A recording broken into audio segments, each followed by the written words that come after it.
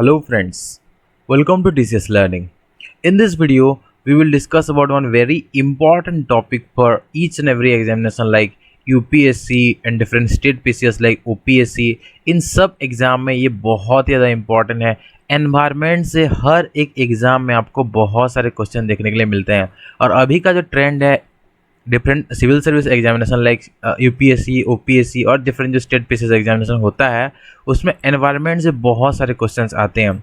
तो उन सबको ध्यान में रखते हुए यहाँ पे हम लोग इस टॉपिक को डील करेंगे। प्रीलिम्स में तो बहुत सारे क्वेश्चंस आते हैं, मेंस में भी आपको ऐसे क्वेश्चन देखने के लिए मिलेंगे। Define environmental impact assessment and discuss its roll on environmental management in India. तो इन अगर ऐसा क्वेश्चन आता है तो इसको कैसे हम डील करेंगे उसको ध्यान में रखते हुए 20 मार्क का क्वेश्चन मान लीजिए या 10 या 15 मार्क का क्वेश्चन अगर आता है तो कैसे हमको आंसर लिखना है उसको ध्यान में रखते हुए हम लोग इस वीडियो को डिस्कस करेंगे। सो ये जो क्वेश्चन है आपका OPSC Orissa public service commission mains examination geography optional का पेपर 2 का क्वेश्चन है। Now let start.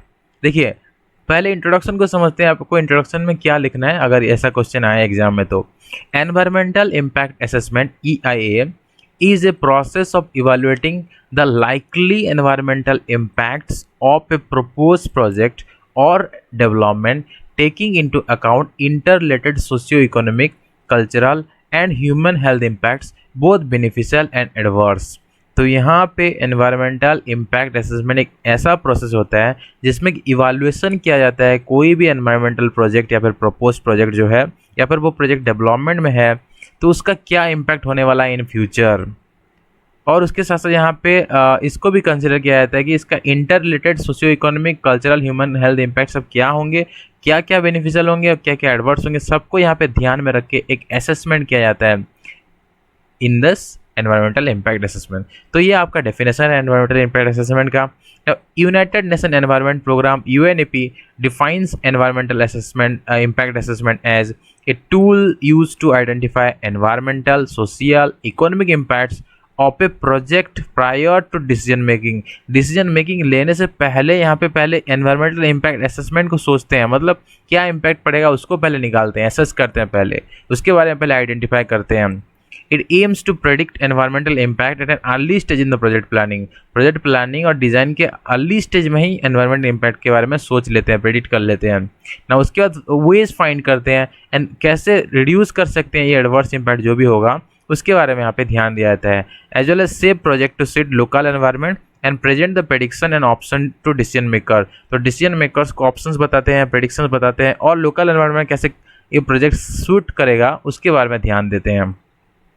Environment impact assessment in India is statutorily backed by environment protection act 1986। तो जिसको कोई एक्ट से बनाया जाता है या फिर स्टैट्यूट भी उसको बोलते हैं तो वो स्टैट्यूटरी बॉडी होता है। जो कॉन्स्टिट्यूशन के अंदर पहले से ही था उसको कॉन्स्टिट्यूशनल बॉडी कहते हैं और जो कॉन्स्टिट्यूशन के अंदर नहीं था उसको नॉन कॉन्स्टिट्यूशनल बॉडी कहते हैं, जो कि स्टैट्यूटरी भी नहीं होता उसको नॉन कॉन्स्टिट्यूशनल बॉडी कहते हैं। तो ये एक स्टैट्यूटरी बॉडी है environmental impact assessment. Now that contains various provisions for this EIA methodology and process. तो यहाँ पे हम लोग अब हिस्ट्री को समझते हैं, कब से शुरू हुआ था environmental impact assessment. So the Indian experience with environmental impact assessment began over 20 years back. 20 साल से पहले स्टार्ट हो गया था। एक्चुअली ये स्टार्ट हो गया था 1976-77 के टाइम में when planning commission asked the department of science and technology to examine river valley project from environmental angle. लेकिन till 1924 environmental clearance from the central government was an administrative decision and lacked legislative support. यहाँ पे legislative support को कुछ नहीं मिलता था, यहाँ पे एडमिनिस्ट्रेटिव डिसीजन गवर्नमेंट ही लेते थे एनवायरमेंटल क्लियरेंस के ऊपर, सिर्फ सेंट्रल गवर्नमेंट ने डिसीजन लेता था पहले। तो इसीलिए 1994 के बाद क्या हुआ उसको देखेंगे, लेकिन यहाँ पे इस डेट को हम काउंट नहीं करते क्योंकि उस दिन तक इसका एक्चुअल में पूरा जो निर्माण नहीं हुआ था, एस्टेब्लिशमेंट नहीं हुआ था। पहले भी ये था, मतलब एनवायरमेंटल इम्पैक्ट असेसमेंट का काम चल रहा था, लेकिन ये जो नाम है वो नहीं दिया गया था। पहले जो भी रिवर वैली प्रोजेक्ट होते हैं उसका इम्पैक्ट देखने के लिए department of science and technology को चार्ज दिया जाता था प्लानिंग कमीशन के द्वारा कि वो एग्जामाइन करें।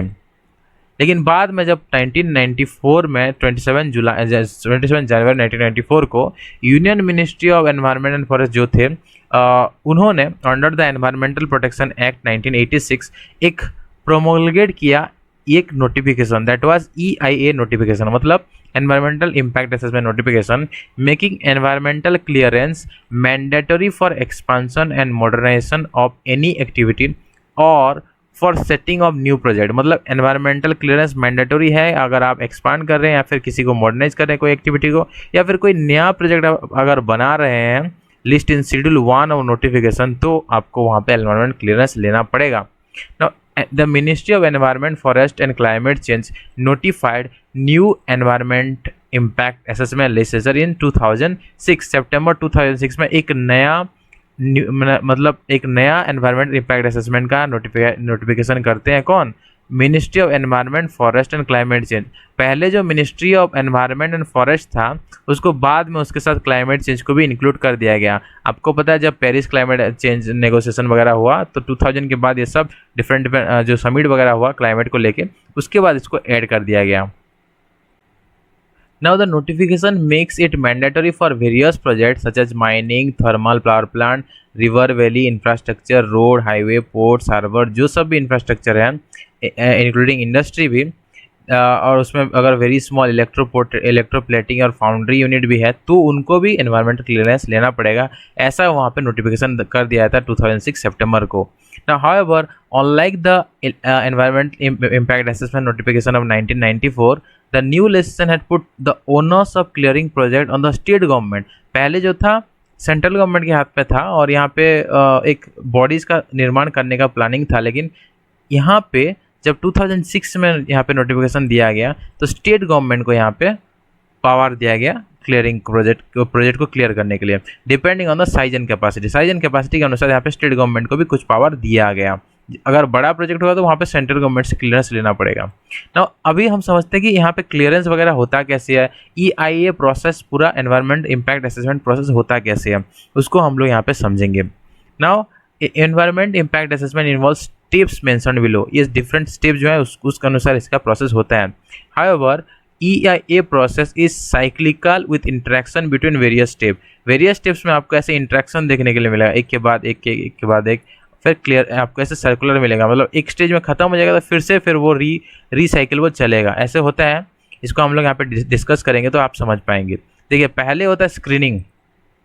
The project plan is screen for scale of investment, location and type of development and if the project needs statutory clearance, तो स्टैट्यूटरी क्लियरेंस चाहिए कब चाहिए होता है, मतलब वहाँ पे देखेंगे इन्वेस्टमेंट देखेंगे, लोकेशन कैसे है वो देखेंगे, टाइप ऑफ डेवलपमेंट क्या है देखेंगे, और उसके बाद डिसाइड करेंगे कि इसको स्टैट्यूटरी क्लियरेंस चाहिए कि नहीं चाहिए। तो हमने देखा कि ये सब जो डिफरेंट प्रोजेक्ट्स होते हैं इन सब प्रोजेक्ट्स में मैंडेटरी क्लियरेंस चाहिए होता है। तो उसको पहले स्क्रीनिंग करेंगे कि इसके लिए स्टैट्यूटरी क्लियरेंस चाहिए कि नहीं चाहिए। स्क्रीनिंग के बाद होता है scoping, the projects potential impact, zone of impact, mitigation possibilities and need for monitoring को यहाँ पे उसका स्कोपिंग किया जाता है, मतलब उसका स्कोप क्या है, प्रोजेक्ट का पोटेंशियल क्या है, जोन ऑफ इम्पैक्ट, ये सब को देखा जाता है, मॉनिटर किया जाता है। तो जैसे सेकंड स्टेप। थर्ड स्टेप में कलेक्शन ऑफ बेसलाइन डाटा को यहाँ पे थर्ड स्टेप में कलेक्ट किया जाता है। Baseline data is the environmental status of study area. Environmental status of study area में यहाँ पे बेसलाइन डाटा को कलेक्ट किया जाता है। उसके बाद इम्पैक्ट प्रेडिक्शन किया जाता है, positive and negative, reversible irreversible, temporary and permanent impact need to be predicted. इन सब इम्पैक्ट को यहाँ पे प्रेडिक्ट करते हैं with presupposes a good understanding of the project by the assessment agency. जो भी असेसमेंट एजेंसी वहाँ पे होते हैं उनका गुड अंडरस्टैंडिंग इस प्रोजेक्ट के ऊपर पहले से ही होना चाहिए, प्रेडिक्शन उनका प्रॉपर होना चाहिए, ताकि वो यहाँ पे पॉजिटिव, नेगेटिव, रिवर्सिबल, इरिवर्सिबल जो सब भी यहाँ पे इम्पैक्ट्स होने वाला है इन फ्यूचर वो अच्छे से वो गेस कर सकें, प्री सपोज कर सकें। Then mitigation measure and EIA report. Now, environmental impact assessment report should include the actions and steps for preventing, minimizing, and bypassing the impacts, or else the level of compensation for probable environmental damage or loss। अगर कुछ environmental damage or loss होता है तो कितना compensation देना पड़ेगा, prevent कैसे कर सकते हैं ताकि कम loss हो, loss को minimize कैसे कर सकते हैं, और impact को कैसे bypass किया जा सकता है, उसके बारे में यहाँ पे एक्शंस और स्टेप वहाँ पे अपने रिपोर्ट में इंक्लूड करेंगे। उसके बाद उसका पब्लिक हियरिंग होगा। रिपोर्ट देने के बाद क्या होता है, पब्लिक हियरिंग होता है। Now on completion of EIA report, public and environmental groups living close to the project side में भी इन्फॉर्म एंड कंसल्टेड। अब उसके बाद क्या होता है कि जो एनवायरमेंटल ग्रुप होते हैं उनके साथ यहाँ पे कंसल्ट किया जाता है, उनको कंसल्ट किया जाता है, उनसे इन्फॉर्मेशन उनको भी शेयर किया जाता है। तो पब्लिक हियरिंग फिर होगा यहाँ पे एनवायरमेंटल ग्रुप के साथ शेयर करके, पब्लिक ग्रुप के साथ शेयर करके, उसके बाद वो लोग डिसीजन मेकिंग करेंगे। इम्पैक्ट असेसमेंट अथॉरिटी एक होते हैं, along with the experts consult the project incharge along with consultant to take final decision. तो इन सब के साथ कंसल्टेशन होने के बाद एनवायरमेंटल जो इम्पैक्ट असेसमेंट अथॉरिटी है, इम्पैक्ट असेसमेंट अथॉरिटी IAA, वो फाइनल डिसीजन लेते हैं, keeping in mind the environmental impact assessment and this EMP that is environment management plan. तो एनवायरमेंट मैनेजमेंट प्लान और EIA दोनों को यहाँ पे माइंड में रखते हुए इम्पैक्ट असेसमेंट अथॉरिटी जो है एक्सपर्ट के साथ कंसल्ट करके यहाँ पे डिसीजन लेते हैं, फाइनल डिसीजन। फाइनल डिसीजन अब आ गया, उसके बाद उसका मॉनिटरिंग एंड इम्प्लीमेंटेशन होता है एनवायरमेंटल मैनेजमेंट प्लान का। The various phases of implementation of projects are monitor. हर एक स्टेज में यहाँ पे मॉनिटर किया जाता है प्रॉपरली, ताकि रिस्क जो है वो मिनिमाइज हो सके। तो यहाँ पे एक और बार हम देख लेते हैं क्या क्या साइकिल होता है। पहले स्क्रीनिंग किया जाता है, स्क्रीनिंग करने के बाद देखते हैं कि यहाँ पे क्लियरेंस चाहिए कि नहीं चाहिए। अब मान लीजिए क्लियरेंस इसको चाहिए, तो क्लियरेंस जब चाहिए पता चलेगा, तो उसके बाद उसका स्कोपिंग करेंगे। स्कोपिंग में उसका पोटेंशियल इम्पैक्ट देखेंगे, कितना इम्पैक्ट होगा, कहाँ पे इम्पैक्ट होगा, मिटिगेशन कैसे कर सकते हैं, उसके बारे में यहाँ पे देखेंगे। उसके बाद क्या करते हैं, कलेक्शन करेंगे, बेसलाइन डाटा का कलेक्शन करेंगे। बेसलाइन डाटा का कलेक्शन करके एनवायरमेंट स्टडी करेंगे। उसके बाद यहाँ पे जो एक्सपर्ट्स होंगे वो एनवायरमेंट का इम्पैक्ट का प्रेडिक्शन करेंगे, कितना इम्पैक्ट होगा। उसके बाद जो मिटिगेशन मेजर वगैरह EIA रिपोर्ट में बताया जाएगा। फिर EIA रिपोर्ट जो है वो पब्लिक हियरिंग के लिए जाएगा। पब्लिक हियरिंग होने के बाद यहाँ पे IAA जो है इम्पैक्ट असेसमेंट अथॉरिटी उसका डिसीजन लेते हैं। और एट लास्ट सब पूरा फाइनल डिसीजन होने के बाद हर एक स्टेज में उसका मॉनिटरिंग किया जाता है। इम्प्लीमेंटेशन के दौरान हर एक स्टेज में मॉनिटरिंग किया जाता है। Assessment of alternatives, delineation of mitigation measures and environmental impact assessment report. तो ये जो रिपोर्ट है, for every project possible alternative should be identified, environmental attribute should be compare. जितने भी पॉसिबल एनवायरमेंटल एट्रीब्यूट है सबको कंपेयर करते हैं और अल्टरनेटिव हमेशा ढूंढ के रखते हैं यहाँ पे। Alternative should cover both project location and project process technology. Project का लोकेशन को भी यहाँ पे ऑल्टरनेटिव ढूंढेंगे और टेक्नोलॉजी के लिए भी यहाँ पे अल्टरनेटिव वो ढूंढ के पहले से रखते हैं आइडेंटिफाई करके। Once alternative have been reviewed, mitigation plan should be drawn up. Alternative ढूंढने के बाद, रिव्यू करने के बाद एक मिटिगेशन प्लान का ड्रॉ अप होता है वहाँ पे for the selected option and supplement with an environmental management plan. तो अल्टरनेटिव के लिए एक एनवायरमेंट मैनेजमेंट प्लान भी पहले से बना के रखते हैं, so that it will guide the proponent towards environmental improvement. Environment को इम्प्रूव करने के लिए वो गाइड करेगा इन फ्यूचर। सबसे आखिरी में क्या होता है, रिस्क असेसमेंट किया जाता है। Inventory analysis, hazard probability and index also forms the part of this procedure. तो यहाँ पे रिस्क असेसमेंट करते हैं, इन्वेंटरी का एनालिसिस करते हैं, हाजार्ड प्रोबेबिलिटी क्या है उसको देखते हैं, इंडेक्सेस जो सब होते हैं उनको यहाँ पे मेजर करते हैं। और ये जो EIA प्रोसीजर उसमें रिस्क असेसमेंट भी इंक्लूड रहता है। तो यहाँ पे देख सकते हैं आप EIA का प्रोसेस फ्लो चार्ट देख सकते हैं। ये generalised environmental impact assessment flow chart है। पहले एप्लीकेशन दिया जाएगा एनवायरमेंटल, उसमें स्क्रीनिंग होगा, form submittal by applicant form submit करेंगे। Then town and country planning department review करेंगे एप्लीकेशन, उसके बाद उसका स्क्रीनिंग होगा। स्क्रीनिंग होने के बाद ये अगर प्रोजेक्ट फिजिबल नहीं है तो उसको रिटर्न कर देंगे। अगर वो EIA चाहिए वहाँ पे, EIA का दरकार है यहाँ पे, तो EIA रिक्वायर्ड कैटेगरी A में अगर होगा तो कैटेगरी वाई रखेंगे। अगर मान लीजिए इसमें सबसे ज़्यादा काम करना पड़ता है लिमिटेड इन्वायरमेंटल इम्पैक्ट असेसमेंट, तो उसको कैटेगरी B में रखेंगे। और कोई भी यहाँ पे इन्वायरमेंटल इम्पैक्ट यहाँ पे असेसमेंट में कुछ भी नहीं रहता है, तो कोई भी इम्पैक्ट नहीं रहेगा, तो इसको कैटेगरी C में रखेंगे। यहाँ पे standard development application procedure follow होगा। यहाँ पे कोई भी आपको ज़्यादा क्लियरेंस का जरूरत नहीं पड़ता, स्टैंडर्ड डेवलपमेंट एप्लीकेशन प्रोसीजर के साथ ये पास हो जाएगा। अगर आप यहाँ पे कैटेगरी A में आपका प्रोजेक्ट रहता है तो यहाँ पे स्कोपिंग होगा, उसके बाद सेकंड स्टेज स्कोपिंग होगा, प्रिपरेशन होगा, पब्लिक नोटिस, पब्लिक मीटिंग का अप्रूवल मिलेगा, और फिर यहाँ पे उसका आगे बढ़ेगा, उसका इम्पैक्ट एनालिसिस वगैरह करेंगे, मिटिगेशन एंड इम्पैक्ट मैनेजमेंट करेंगे। फिर EIA जो है वो रिपोर्ट देगा, पब्लिक मीटिंग होगा, पब्लिक मीटिंग में फिर जो IAA जो हमने देखा था, IAA और EIA भी उसको बोलते हैं, ये जो होगा उसका फाइनलाइज करेंगे, रिपोर्ट पब्लिश करेंगे। उसके बाद डिसीजन मेकिंग होगा, रिपोर्ट के ऊपर यहाँ पे डिसीजन मेकिंग हुआ। डिसीजन मेकिंग में अगर वो अप्रूव होता है तो अप्रूव होने से क्या होगा, सर्टिफिकेट ऑफ एनवायरमेंट क्लियरेंस उसको मिलेगा। तो उसके बाद वो अपना डिजाइन प्लान को सबमिट करेगा। प्लान का अप्रूवल होने के बाद एट लास्ट प्लान का इम्प्लीमेंटेशन होगा।